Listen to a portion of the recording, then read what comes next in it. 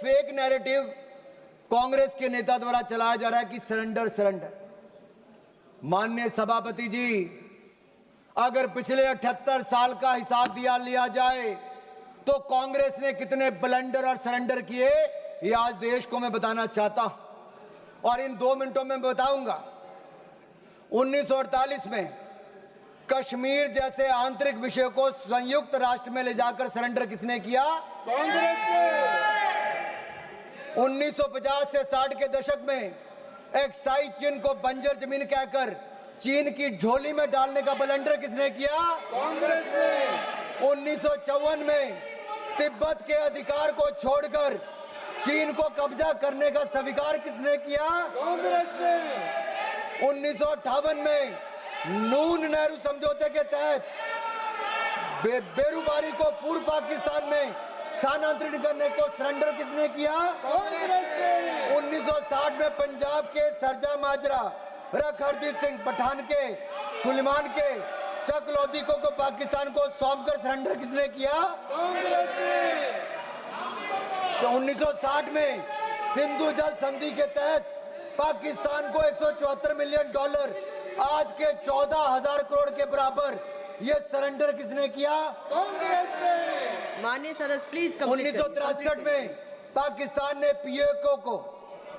ने पीओके में 5,180 वर्ग किलोमीटर क्षेत्र चीन को सौंपने का काम किसने किया और चुप रहा? कांग्रेस ने। 1974 में इंदिरा गांधी ने एक समझौते के तहत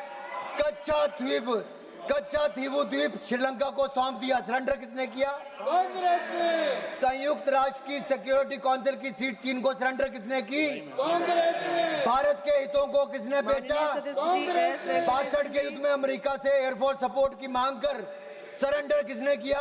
कांग्रेस ने। 1965 में पाकिस्तान से जंग जीतकर 68 में 828 स्क्वायर वर्ग किलोमीटर पाकिस्तान को किसने सरेंडर किया? कांग्रेस ने। 1970 की जंग में पाकिस्तान के 93,000 सैनिक भारत के 56 सैनिक लिए बिना माननीय வணக்கத்தை தெரிவித்துக் கொள்கின்றேன். பகல்காம் தாக்குதலுக்கு எதிராக தேசமே ஒன்றுபட்டு நிற்கிறது. வீழ்ந்த ஒவ்வொரு माननीय सभापति जी, कांग्रेस का सरेंडर अभी पूरा नहीं हुआ भाई। कांग्रेस ने बहुत सरेंडर किया है, कांग्रेस ने बहुत सरेंडर किया, ब्लंडर भी बहुत किए हैं।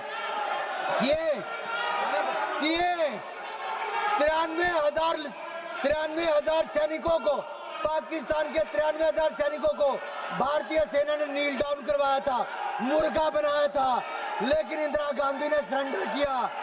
अपने 54 भारतीय सैनिकों को लिए बिना पाकिस्तान के आगे सरेंडर किसने किया? ताशकंद समझौते में हाजीपीर दर्जे जैसे अति महत्वपूर्ण रणनीतिक क्षेत्र को पाकिस्तान को वापस देकर सरेंडर किसने किया?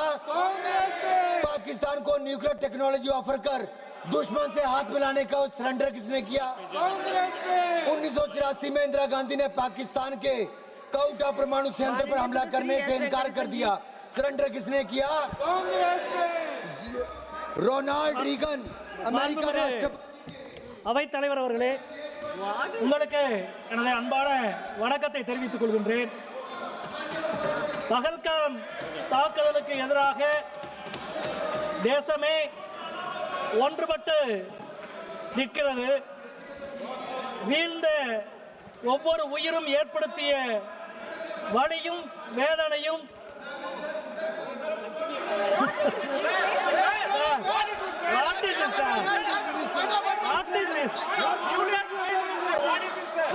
Speaker madam, honorable speaker madam,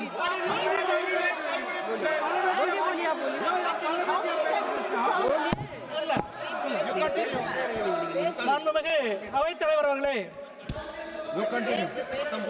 பயங்கரவாத தாக்குதலுக்கு எதிராக இந்த அரசு இந்தியா தொடுத்த எதிர்வினை, அது சார்ந்த ஒரு விவாதத்தை மிகவும் பொறுப்புணர்ச்சியோடு இந்த அவையிலே நடத்துவதற்கு எதிர்க்கட்சிகளாகிய நாங்கள் தொடர்ந்து முயற்சி செய்து கொண்டிருக்கிறோம். இந்த முயற்சி இன்றைக்கு நேற்றைக்கல்ல, கடந்த 2 மாதங்களாக இந்த முயற்சியை எதிர்க்கட்சிகள் பொறுப்புணர்ச்சியோடு நடத்தி கொண்டிருக்கிறார்கள்.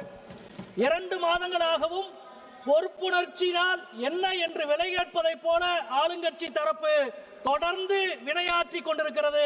அவற்றினுடைய ஒரு சான்றுதான் இந்த அவையிலும் இப்பொழுது நடந்திருக்கிறது என்பதை முதலிலே நான் பதிவு செய்கிறேன். பாதுகாப்புத்துறை அமைச்சர் இந்த விவாதத்தை துவக்கி வைத்து பேசினார்.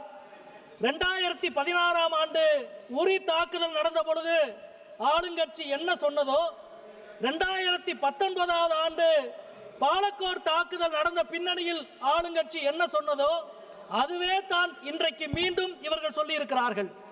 நீங்கள் பேசிய இவ்வளவுக்கும் பிறகு இந்த தீவிரவாத தாக்குதல் பகல்காமில் எப்படி நடந்தது?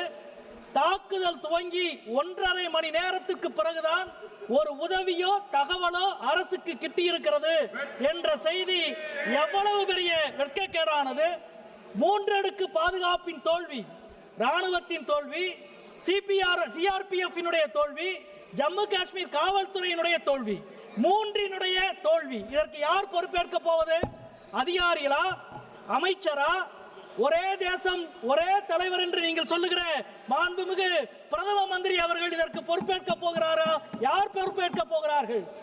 நீங்கள் ஆட்சிக்கு முன்பு வரை நடந்த எல்லா சம்பவங்களுக்கும் நேருவிலே துவங்கி மன்மோகன் சிங் வரை பொறுப்பேற்க வேண்டும் என்று சொல்லுவீர்களே, இப்பொழுது நீங்கள் யாரை கையை காட்டப் போகிறீர்கள் என்ற கேள்வியை நாங்கள் எழுப்ப விரும்புகிறோம். இந்த தாக்குதல் சம்பவம் நடந்த பொழுது சவுதி அரேபியாவிலே இருந்த நம்முடைய மாண்புமிகு பிரதமர் அவர்கள் தங்களது பயண திட்டத்தை குறுக்கிக் கொண்டு உடனடியாக புறப்பட்டார்.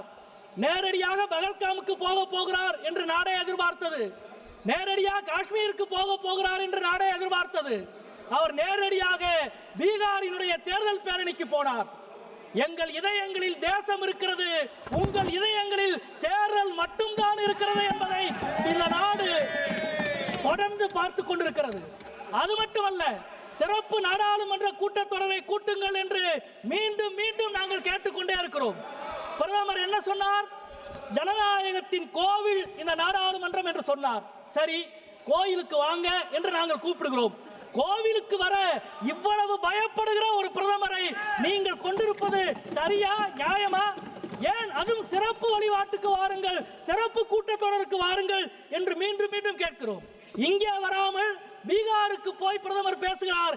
கற்பனை செய்ய முடியாத தாக்குதலை நாங்கள் நடத்துவோம் என்றார். நாங்கள் எதிர்பார்த்து கொண்டிருந்தோம் கற்பனை செய்ய முடியாத தாக்குதலை நடத்துவார் என்று. நடத்தினார். யார் நடத்தினார்? அமெரிக்க அதிபர் ட்ரம்ப் நடத்தினார். கற்பனையே செய்ய முடியாத ஒரு தாக்குதலை. இந்த பிரச்சனையில் அதிகமாக தோல்வி அடைந்திருப்பது உள்துறை அமைச்சகமா அல்லது வெளியுறவுத்துறை அமைச்சகமா என்ற விவாதத்தை இந்த அவை நடத்தி கொண்டிருக்கிறது. எதிர்க்கட்சிகள் ஆகிய நாங்கள் IMF, சர்வதேச நிதியம், பாகிஸ்தான்